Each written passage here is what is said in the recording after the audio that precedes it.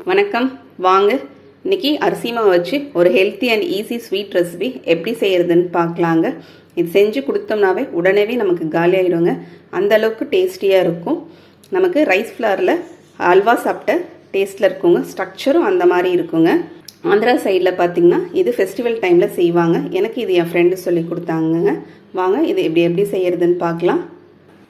இப்போ ஒரு கிளாஸ் பச்சரிசி எடுத்து வச்சுருக்கேங்க. ஒரு கிளாஸ் பச்சரிசியை நல்லா கழுவிட்டு ஒரு 2 மணி நேரம் நம்ம ஊற வச்சுக்கலாம். ஊறினதுக்கப்புறம் இப்போ இந்த தண்ணியை நம்ம வடிகட்டி எடுத்துக்கலாங்க.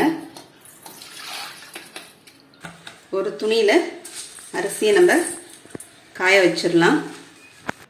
நல்லா ஒரு 15 நிமிஷம் அளவுக்கு நமக்கு காயட்டும். இந்த அரிசியில் இருக்கிற தண்ணியெலாம் சுத்தமாக இழுத்துடணுங்க. அரிசி எடுத்து நம்ம இப்படி பிடிச்சி பார்த்தோம்னா கையில் பிடிக்கணுங்க. விட்டுட்டோம்னா கையில் அரிசி இருக்கக்கூடாது. இந்த அளவுக்கு நமக்கு காஞ்சி இருக்கணுங்க. இப்போ மிக்ஸி ஜாரில் சேர்த்து அரைச்சிடலாம்.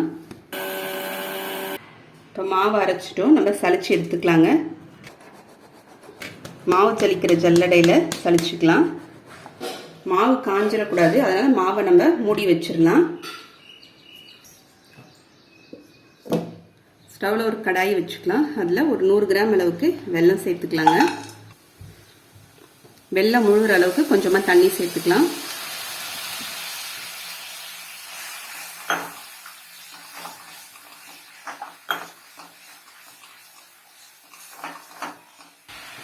ஒரு ஸ்பூன் அளவுக்கு சர்க்கரை சேர்த்துக்கலாங்க.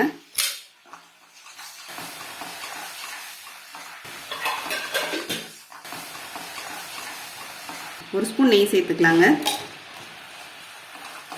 சேர்த்துட்டு கலந்து விட்டுறலாம். இப்போ நமக்கு வெல்லத்தில் பதம் எடுக்கணுங்க. இப்போ ஒரு தட்டில் இதை மாதிரி தண்ணி வச்சுக்கலாம். இதில் இந்த வெள்ளைப்பாவு கொஞ்சம் நம்ம ஊற்றி பார்க்கலாங்க. நமக்கு நல்லா சாஃப்டாக இருக்கணும். உருட்டுற பதம் நல்லா சாஃப்டாக இருக்கணுங்க. இந்த மாதிரி நல்லா சாஃப்டாக இருக்கணும். இப்போ நம்ம அரைச்சி வச்சிருக்கிற அரிசி மாவு சேர்த்துக்கலாம்.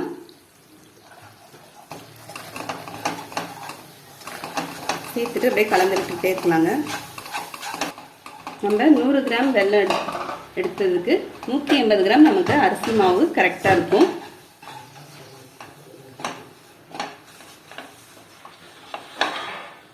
ரொம்ப நேரம் கிளறக்கூடாதுங்க.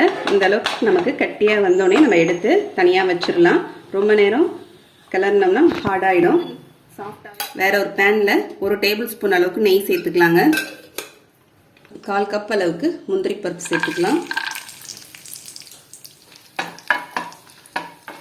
இப்போ முந்திரி பருப்பு நமக்கு வறுபட்டுருச்சுங்க. இதை ஒரு பவுலில் எடுத்துக்கலாம். நம்ம ஒரு 1/4 கப் அளவுக்கு தேங்காய் பல்லாக நறுக்கி வச்சுருக்கேங்க.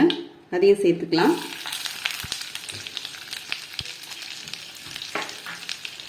தேங்காய் பல்லை நெய்யில் நல்லா வறுத்துக்கணும். இப்போ ஸ்டவ் ஆஃப் பண்ணிட்டேன். இப்போ நம்ம இதில் சேர்த்துக்கலாம். இது கூடவே முந்திரி பருப்பும் சேர்த்துக்கலாங்க. இது கூடவே ஏலக்காய் தூள் ஒரு 1/2 ஸ்பூன் சேர்த்துக்கலாங்க. சேர்த்துட்டு எல்லாத்தையும் கலந்துக்கலாம்.